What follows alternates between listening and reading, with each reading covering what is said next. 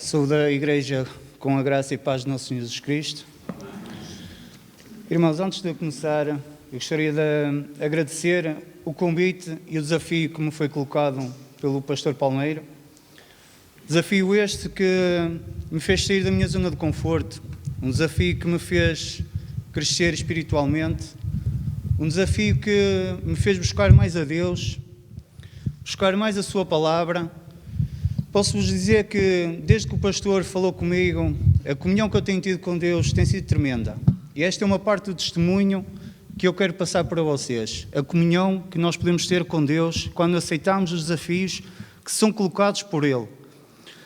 Posso-vos dizer que desde que eu aceitei este desafio, noite e dia, o Senhor tem vindo a falar comigo. Levanto-me a pensar em Deus, deito-me a pensar em Deus, estudo a Sua Palavra, oro. E muitos de vocês podem também estar a pensar que isto deve-se à ansiedade, nervosismo. Também, em parte, poderá ser. Isto é um misto de tudo. Isto não é fácil pregarmos a palavra de Deus, porque é uma responsabilidade enorme para nós, falarmos de Deus. Porque para nós, Deus, quando nos deu, Deus-nos tudo. E nós queremos dar o nosso melhor para Deus. Mas Deus, ao longo destes dias, quando falava comigo, Ele acalmava o meu espírito e a minha alma e sempre me mostrou algo. Deus não olhou para as minhas capacidades e Deus não olha para as capacidades das pessoas, mas Deus olha para as nossas impossibilidades. Eu passo a repetir, Deus não olha para as nossas capacidades, mas para as nossas impossibilidades, para que nós saibamos que é Ele quem vai agir, que é Ele quem faz a obra e nós somos meros servos de Deus. Mas para isso necessitamos de estar disponíveis para Deus, ouvir a Sua voz e corrermos para Ele, seja hoje a falar acerca da palavra de Deus, seja estar à porta a receber, seja em que área for. É uma honra servir a Deus em todas as áreas que Ele nos colocar. Mas se vocês me perguntassem, há uns anos atrás, se eu estaria aqui hoje, falar de Deus, falar para vocês, talvez não seria possível isso. Talvez teria as minhas dúvidas e diria que seria pouco provável que isso acontecesse. Mas o amor de Deus por mim foi tremendo e me transformou. Esse amor transportou-me até aqui, até esta hora, para que eu hoje possa testemunhar da minha fé e falar acerca de Deus para vocês. Mas eu para isso necessitei de algo, necessitei de conhecer Jesus. E necessito de viver com Jesus, preciso de uma vida com Ele, porque é Ele quem age através de mim. Mas é preciso haver disponibilidade, transformação e amor a Deus. E é acerca destes pensamentos que eu queria falar convosco acerca da Palavra de Deus. E gostava que os irmãos abrissem as vossas Bíblias em Marcos, no capítulo 5. E vamos ler do versículo 1 ao versículo 6.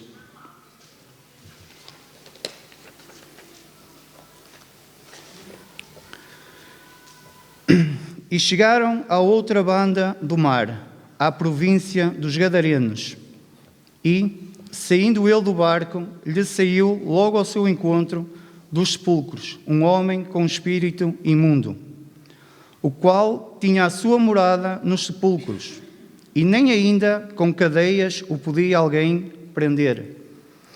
Porque, tendo sido muitas vezes preso com grilhões e cadeias, as cadeias foram por ele feitas em pedaços, os grilhões em migalhas, e ninguém o podia amansar. E andava sempre de dia e de noite, clamando pelos montes e pelos sepulcros, e ferindo-se com pedras. E quando viu Jesus ao longe, correu e adorou-o. Até aqui a palavra do Senhor.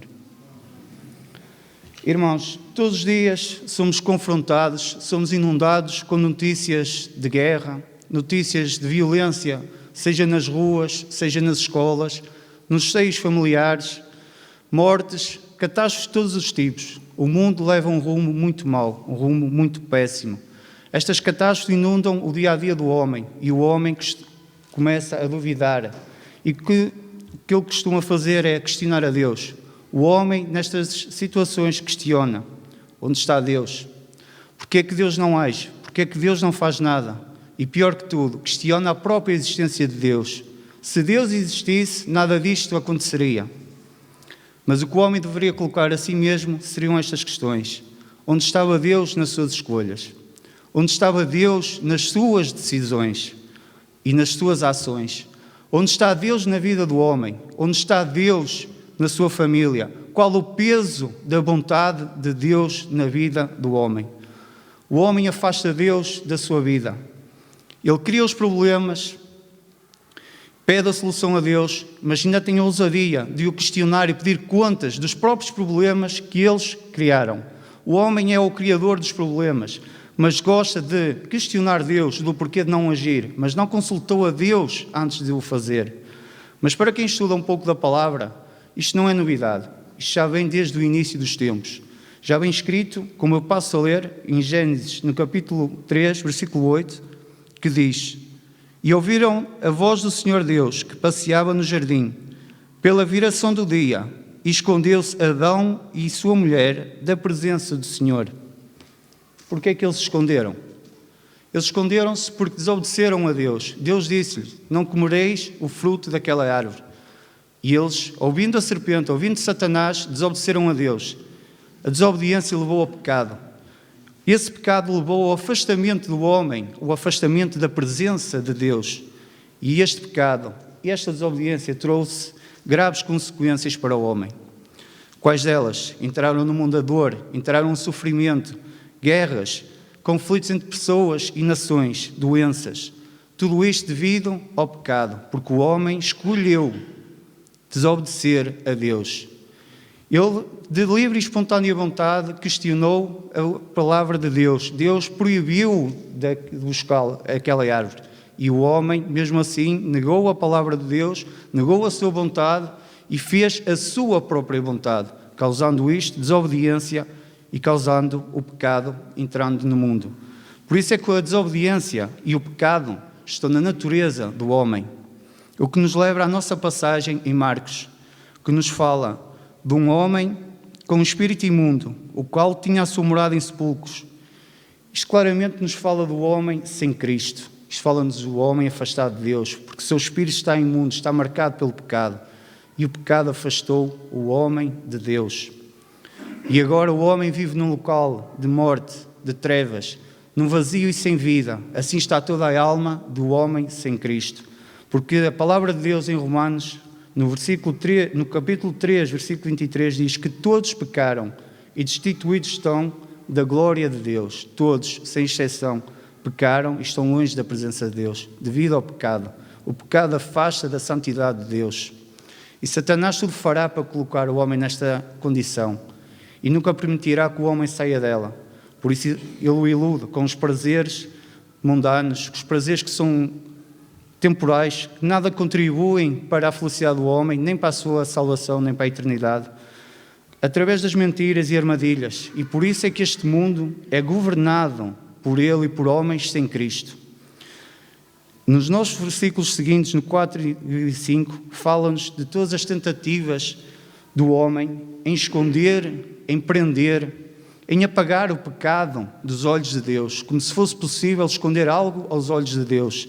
Isto fala-nos que o homem tenta agir por conta própria, não quer prestar contas a Deus, não quer recorrer a Deus, não quer ser dependente da vontade de Deus.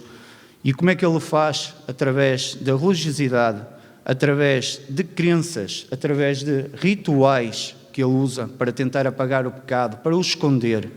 Mas tudo isso, irmãos, são enganos, tudo isso são ilusões que Satanás coloca na vida do homem para o afastar da verdade, para continuar a afastá-lo de Deus, para que o homem continue a sofrer, porque o homem sem Deus não é nada e nunca se conseguirá vencer sem Ele. Nunca o pecado se apagará da sua vida se não for através de Deus. O homem não tem força nem capacidade para o fazer, apenas a capacidade de se iludir que o consegue. E assim o pecado continuará a manter cativo o homem e deixará o homem sempre na dúvida. E terrível será para o homem morrer sem Cristo. O homem poderá até viver sem Ele, mas será terrível viver sem Cristo. Isto leva muito à dúvida. Uma dúvida que o homem tem solução para ela, mas por vezes não a quer buscar, que vai contra os seus interesses. O pastor Palmeiro ainda há pouco falou da minha avó. Deu o testemunho acerca dela. O que muita gente não sabe, e vocês principalmente, é que esta senhora, esta grande mulher, apesar das suas dificuldades e das suas passagens menos boas agora, foi ela que me deu a conhecer Deus. Não posso precisar, mas teria 8, 10 anos quando a minha avó me falou acerca de Deus. Ela preocupava-se com o meu conhecimento. Ela preocupava-se se eu conhecia a palavra. Ela ensinou-me a manusear a Bíblia. Quando eu tinha dúvidas, eu recorria a ela e ela mostrava na palavra de Deus a resposta para os meus problemas. A minha avó está mais ou menos precisamente mais ou menos 15 dias já no hospital. Não chega, mais ou menos 15 dias. No dia em que eu recebi a chamada para ir visitar, para ir vê-la, eu consegui ver. A minha avó estava lúcida e falava para mim. No meio desta conversa, falávamos, como é claro, como sempre fazemos, acerca de Deus. Deus tem uma tremenda importância para a minha avó, apesar dos ensinos que ela sofreu, mas tem uma tremenda importância para ela. Eu, nesse momento, senti-me sossegado, senti-me em paz, a minha alma sentia-se, podemos dizer, um pouco tranquila, não pela condição física, mas pela sua condição espiritual. E eu perguntava a ela se ela acreditava, se ela conhecia, ela dizia que sim. Ela conhecia Deus, ela conhecia a palavra, ela ouvia falar do Senhor Jesus. E eu sentia-me tranquilo, e a minha avó foi para o hospital. A partir do momento que ela entrou para o hospital, nunca mais ninguém conseguiu falar com ela. Delírios, não dizia coisa com coisa, a minha mãe, a minha prima, toda a gente, ninguém consegue ter uma conversa com ela. Talvez seja o propósito do Senhor, eu creio que sim, apenas ela consegue falar comigo. Quando estou com ela, ela encontra-se no estado lúcido, compreende tudo, o raciocínio dela é correto e ela ouve. E ontem fui visitá-la e é com grande tristeza minha que ela está a batalhar uma luta muito grave, muito dura, e não é física, que ela sabe o que espera a todos nós. Mas é uma batalha espiritual que ela está a travar. Todos estes ensinos que lhe foram incutidos, como o pastor falou pelos testemunhos de Jeová, alguns ensinos são completamente errados, são completamente falsos, não dizem a verdade e levam que a pessoa pense que é pelas obras que somos salvos.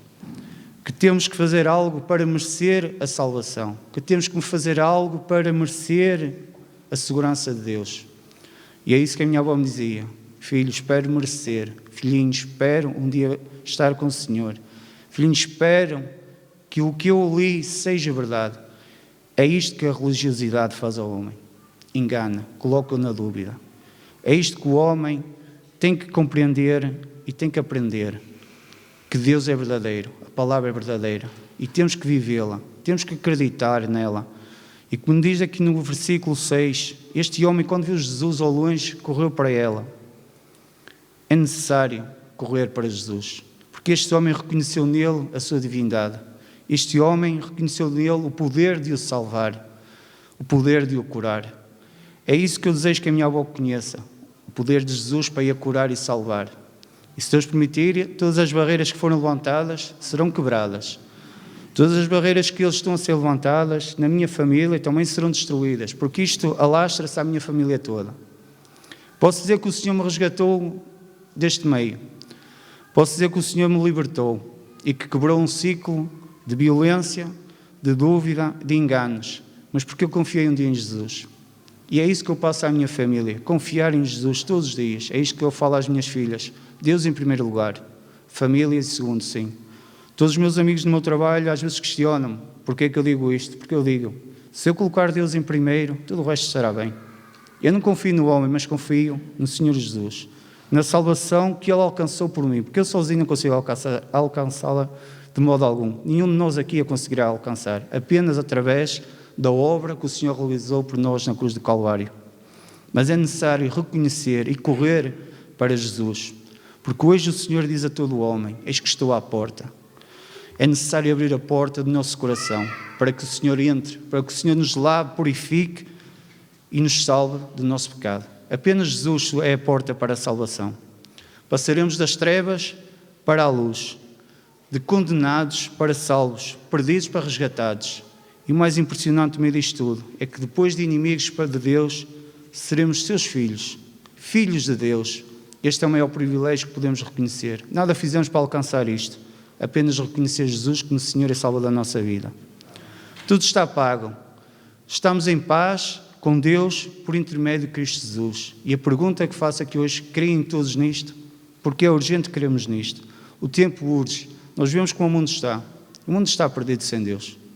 Por mais que Ele nos tente enganar, nós sem Deus, sem Jesus, não conseguimos fazer nada. Temos que entregar a nossa vida diariamente a Ele. Temos que trabalhar para Ele. Temos que levar esta palavra de salvação ao mundo. Eles necessitam disto. Como o pastor pregou aqui há poucos tempos, somos uma minoria que conhece isto. O conhecimento da palavra de Deus é escasso no mundo. Eles não conhecem a palavra. Eles não conhecem apenas o que lhe dizem.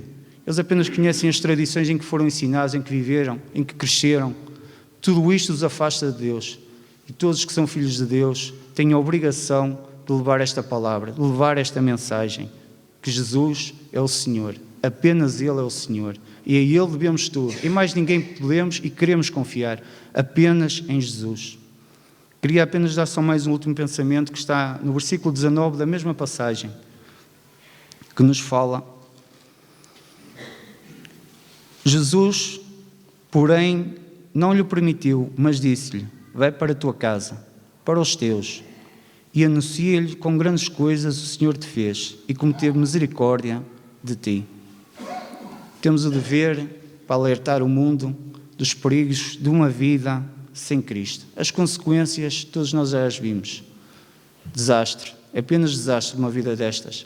Uma vida de miséria, uma vida de ilusões, uma vida sem Cristo não leva a lado nenhum. Mas é nossa obrigação também, enquanto filhos de Deus, anunciarmos a salvação que existe apenas em Jesus Cristo. O Senhor vos abençoe.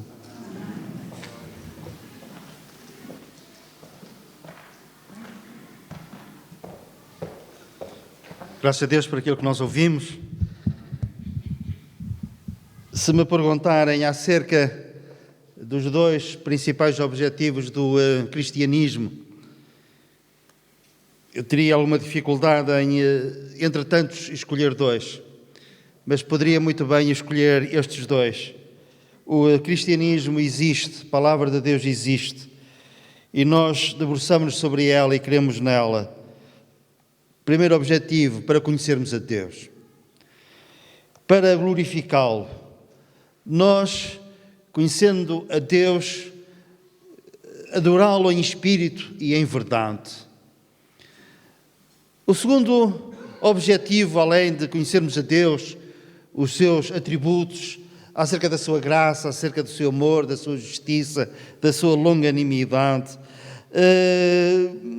acerca da sua misericórdia, a palavra de Deus e o cristianismo existe também com outro objetivo, muito importante em relação a nós. A palavra de Deus faz o diagnóstico correto da nossa situação. Leva-nos a pensarmos como Deus pensa acerca de nós. E uma das grandes dificuldades que os médicos têm não é somente fazer diagnóstico de doenças, é termos os meios para tratar. E às vezes sentimos-nos impotentes, impossibilitados, de mesmo tendo um bom diagnóstico, arranjar uma boa cura. Ora, um dos principais objetivos do cristianismo é fazer o diagnóstico espiritual de cada um de nós. Mas não se ficar apenas pelo diagnóstico. Nós, no cristianismo bíblico, nós temos o diagnóstico, temos o meio de cura e temos um prognóstico que é sempre muito bom. Claro que Deus pode falar aos homens de várias maneiras. Pode falar através da natureza, pode falar através da nossa consciência. Mas a Bíblia diz que agora Deus nos fala através de seu Filho. E nós, na palavra de Deus, na Bíblia cristã, nós lemos acerca do Senhor Jesus. E lemos acerca do seu poder. Ele tem poder para salvar. Ele pode salvar perfeitamente todos aqueles que por ele chegam a Deus. Ele pode mudar, ele pode transformar vidas. E o exemplo deste homem é um exemplo claro daquilo que Jesus ainda pode fazer hoje. E nós podemos medir a eficácia do cristianismo por aquilo que nós próprios, pela mudança, pela transformação, que nós próprios fomos alvos dessa transformação. O poder de Deus a operar não somente para me salvar, mas para me mudar. E este homem que a nossa passagem, que o Pedro leu, é um exemplo cabal disso. Foi um homem verdadeiramente transformado.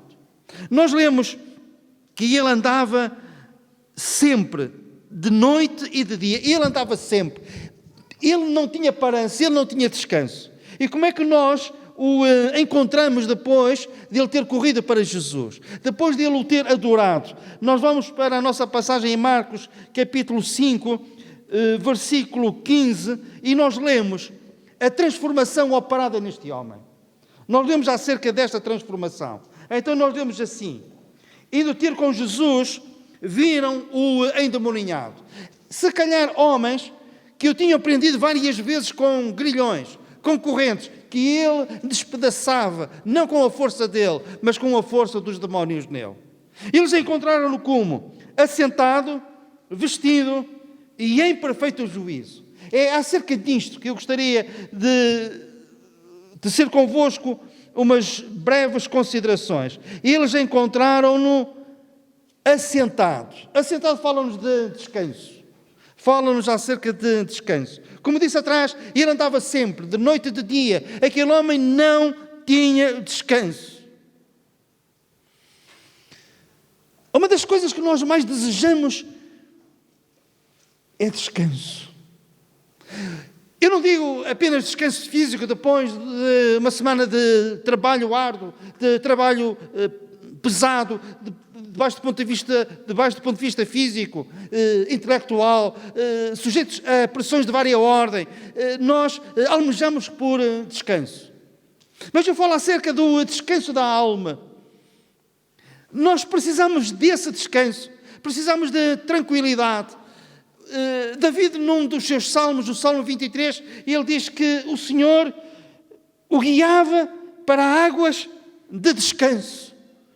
E talvez a pensar nisto, Jesus um dia disse: vinde a mim todos vós estáis cansados e oprimidos, e eu vos aliviarei. Tomai sobre vós o meu jugo e aprendei de mim, que sou manso e humilde de coração, e encontrareis descanso. Descanso para as vossas almas. Este homem assentado ao lado do Senhor Jesus, ele, quem olhasse para ele, a sua face, a sua maneira de estar, o seu comportamento mudado, acima de tudo, infundia e transmitia o descanso que lhe vinha na alma. Ele encontrou descanso, ele estava assentado. Nós muitas vezes deixámos-nos levar pela correnteza da vida, pela correria da vida. E corremos atrás de coisas outras necessárias, coisas que nos são legítimas. Mas às vezes também corremos e cansamos a correr atrás de coisas que não vale a pena nós nos esforçarmos tanto por elas. Alguns de nós estão com esta dinâmica de correria que nem nas férias conseguem descansar. Alguns, depois de terem estado de férias, dizem: eu vim ainda mais cansado, pois, porque nem nas férias ele descansou. Mas nós em Cristo podemos ter este descanso. O descanso que vem de nós confiarmos nele, de nós sabermos que estamos nas suas mãos e ninguém nos vai arrebatar das suas mãos. O descanso de sabermos que não há acusação contra nós, porque nós não temos Deus como nosso juiz, mas temos-lo como nosso advogado. Venha o que vier, nada foge ao seu controle. E Ele faz com que todas as coisas contribuam juntamente para o nosso bem. E podemos ter descanso. Um dia, os discípulos, depois de uma correria de ministério, correndo por vilas, por cidades, pregando a palavra de Deus, eles chegaram à beira do Senhor Jesus com a adrenalina no máximo. E eles queriam falar, eles queriam contar coisas, e eles vinham com toda aquela dinâmica de correria. E Jesus disse: vinde aqui a um lugar à parte e descansai, repousai. E nós precisamos deste descanso. Precisamos de tempo não somente para nós descansarmos fisicamente, mas precisamos do descanso da alma, de nos aquietarmos na presença de Deus. E há coisas que nos tiram a paz, o descanso. Há um versículo que diz assim: aquietai-vos e sabei que eu sou Deus. Sabem que no hebraico, esse aquietai-vos significa, a ideia é esta: tirai daí a vossa mão. Isto é, deixai isso nas minhas mãos. Tirei as vossas mãos daí, aquietai-vos, arrumai-vos, deixai que eu faça. Então este homem agora estava assim, ele estava assentado, descanso. Outra coisa, nós lemos que ele estava vestido. É no Evangelho segundo Lucas que nós lemos que ele andava nu pelos sepulcros. Era o terror de toda aquela vila, de toda aquela aldeia. Ele deveria de aparecer não somente nos sepulcros, mas aparecer nos lugares mais inopinados, inesperados. Ele clamava. Imaginem, era uma coisa terrível. Eu sei, isto é um caso extremo, mas foi um caso real. Ele clamava noite e dia, ouvia-se os seus gritos ao longe, um homem nu que se feria a si próprio. Agora ele está sentado e ele está vestido. Ele está vestido. Em linguagem espiritual, a Bíblia diz que nós, aos olhos de Deus, estamos despidos. O Senhor escreve a um grupo de pessoas em Laodiceia e diz: tu não sabes, mas eu sei, eu olho para ti e eu vejo. Eu conheço a tua alma, eu conheço a tua mente. Para já, tu não sabes, mas tu és infeliz. E tu estás nu. Tu precisas de roupa. Este homem andava nu, mas agora ele está vestido. Em termos espirituais, nós precisamos de vestes que nos cubram a nudez espiritual que temos aos olhos de Deus. E nós temos este diagnóstico que não é nada agradável falar assim, não é nada popular. Mas a palavra de Deus diz, o profeta Isaías disse: regozijar-me-ei muito no Senhor, a minha alma se alegra no meu Deus, porque me cobriu de vestes de salvação e me envolveu com o manto da sua justiça. É isto que nós precisamos, é isto que nós temos em Deus, é isto que nós temos no cristianismo bíblico. Despidos da glória de Deus, e espiritualmente estamos nus. E alguns estão e não sabem, mas a palavra de Deus faz o diagnóstico e diz: tu não sabes, mas olha, eu digo-te, o diagnóstico é este, e estás nu, mas podes-te vestir vestes de justiça, vestes de salvação. E não fomos nós que tecemos os tecidos ou fizemos esta roupa. Isto foi tecido tudo no plano eterno de Deus. Estas vestes foram feitas para nós, por assim dizer, por Jesus na cruz do Calvário. Ele ali despido para que nós agora pudéssemos ser vestidos. Ele leva sobre si os nossos pecados e por isso Ele está nu diante de Deus. Ele está nu diante dos homens. Mas nós agora temos vestes de salvação, cobertos com as vestes da justiça de Deus em nós. E isto, prezados amigos, não se ouve lá fora. Isto não se ensina lá fora, conforme o Pedro disse. Isto ensina-se na palavra de Deus e por aqueles que conhecem, que estudam, que leem, que acreditam plenamente nesta palavra.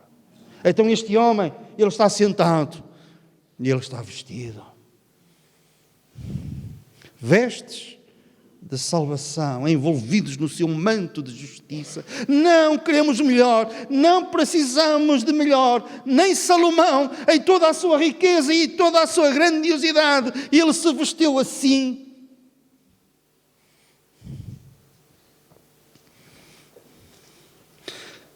A Bíblia fala-nos acerca de um homem que era rico e que se vestia de púrpura.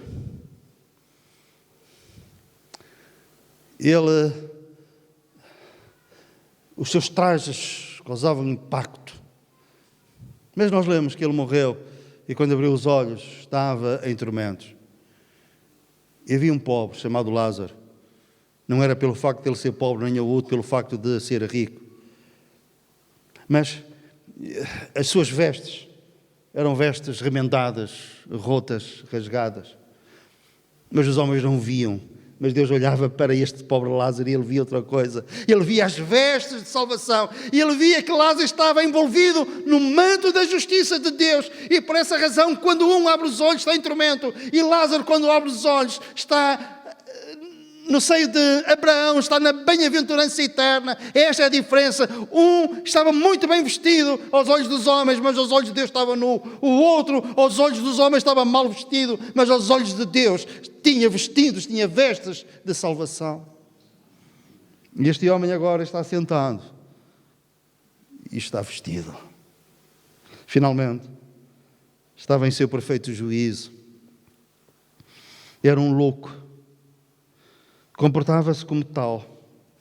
Um homem agressivo em relação aos outros, em relação a si mesmo. Agora, ele está em seu perfeito juízo. Nós estamos em nosso perfeito juízo quando nós harmonizamos o nosso pensamento acerca da nossa alma, acerca da eternidade, com os pensamentos de Deus. Se nós fôssemos ler Romanos capítulo 2 e Romanos capítulo 3, a certa altura, a palavra de Deus diz assim: e dizendo-se sábios, tornaram-se loucos. Em que consistia essa loucura?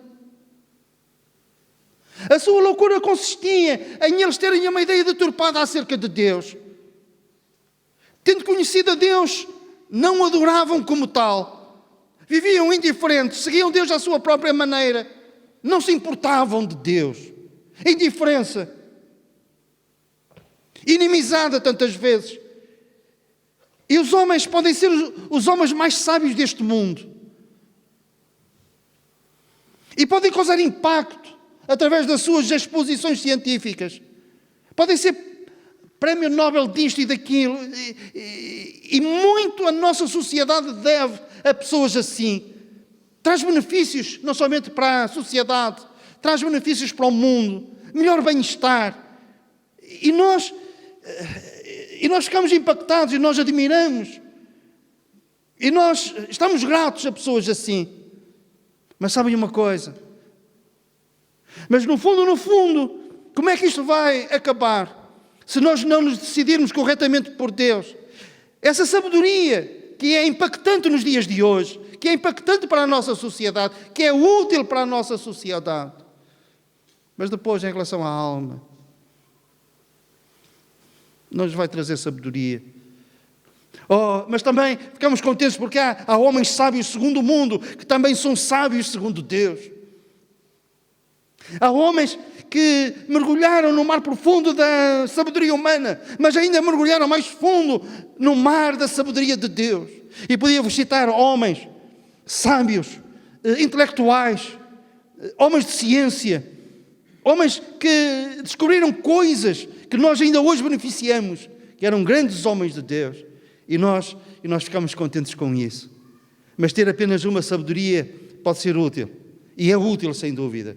E nós estamos gratos por isso. Mas nós não podemos descurar a sabedoria de Deus. Dizendo-se sábios, tornaram-se loucos. Dizem, e eu não vou citar o nome dessa pessoa, porque eu ainda tentei saber e confirmar se era verdade ou não.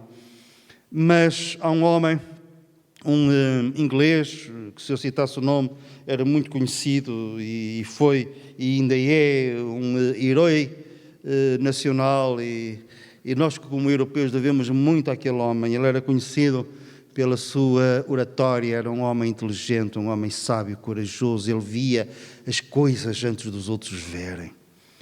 E, há quem diga, não sei se é verdade ou não, por isso eu não cito o nome dele, há quem diga que a última frase dele, quando estava no leito de morte, foi: eu fui um louco.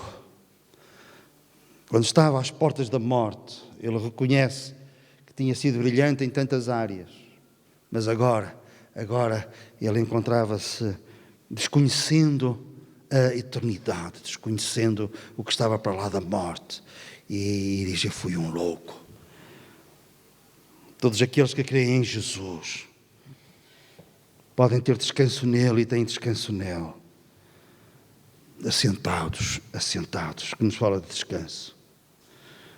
Vestidos com vestes de salvação, envolvidos no manto da justiça de Deus e em perfeito juízo, porque valorizamos seriamente aquilo que é de valorizar seriamente. E se um dia nos tirarem tudo, há uma coisa que não nos poderão tirar. É esta sabedoria que vem de Deus. É o conhecimento do Altíssimo. É o conhecimento das coisas de Deus. É o conhecimento de sabermos em quem cremos e para onde vamos. Temos uma identidade. Agora temos uma identidade.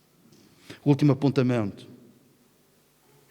Este homem faz uma oração, a primeira oração da vida dele. e responde um não do Senhor Jesus. Seria natural nós pensarmos, um homem destes, ao lado do Senhor Jesus, um troféu da graça e da misericórdia de Deus e do poder de Deus, porque os demónios que estavam nele sumiram todos. Agora ele faz um pedido e o Senhor diz não. Qual foi o pedido dele?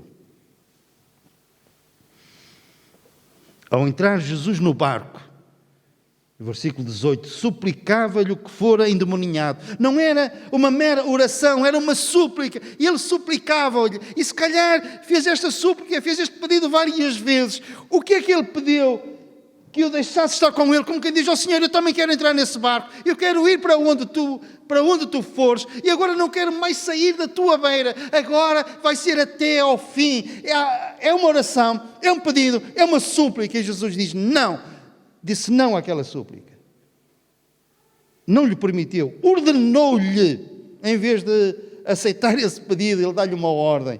Ordenou-lhe, vai para a tua casa, para os teus, anuncia-lhes tudo o que o Senhor te fez e como teve compaixão de ti. Vai para a tua casa, para os teus, e anuncia-lhes tudo o que o Senhor te fez. Este homem tinha uma história para contar. E era uma história impactante. E ele podia dizer, eu era isto e agora sou isto. Com certeza que nenhum de nós tem uma história assim, mas temos a nossa própria história. Temos a nossa própria transformação. Nós também temos um antes e temos um depois. Temos um antes de conhecermos a Cristo e temos um depois de nós conhecermos a Cristo. Temos a nossa história. O que é que fazemos com a nossa história? O apóstolo Paulo tinha uma história e ele, sempre que tinha a oportunidade, ele contava a história. Ele dizia aquilo que tinha sido. E foi um perseguidor da igreja. Eu arrastava homens e mulheres para as prisões. Quando Estevão estava a ser apedrejado, eu estava a dizer, podem fazê-lo à vontade, que eu vos protejo, eu vos defendo. Eu tinha uma história, eu era assim, mas depois que eu conheci a Jesus, depois que eu conheci, havia um antes e há um depois. Eu pergunto, tens um antes e tens um depois, tens uma história para contar, uma história de mudança, uma história de transformação. Este homem tinha, nós temos uma história. O que é que fazemos com a nossa história? Comecemos pelos de casa. Anuncias tudo o que o Senhor te fez e como teve compaixão de ti. Todos nós somos um milagre de Deus. Após a nossa conversão, nós experimentamos esse milagre. E ficamos conscientes de uma coisa, que o Senhor teve compaixão de nós. Amém?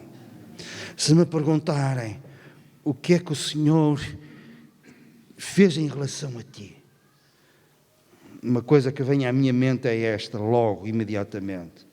Olha, Ele teve compaixão de mim. Então ele começou a proclamar em Decápolis tudo o que Jesus lhe fizera e todos se admiravam. Tinha uma história para contar. E contou essa história. Porque em Decápolis era a caminho de casa. E ele não esperou só para chegar a casa e contar a sua história. À medida que ele ia se dirigindo a casa, ele ia contando a compaixão que o Senhor teve para com ele e aquilo que o Senhor tinha feito a ele. Contemos a nossa história. Depois de passarmos pela conversão, tendo um antes e um depois. Depois de passarmos pela experiência de confiarmos em Cristo como nosso Salvador. De entregarmos a nossa alma, de entregarmos a nossa vida. E quanto maior for a transformação operada em nós, maior será a nossa força e os nossos argumentos para testemunharmos, para anunciarmos, até porque temos provas evidentes daquilo que Jesus fez na nossa vida. Amém? O Senhor nos abençoe.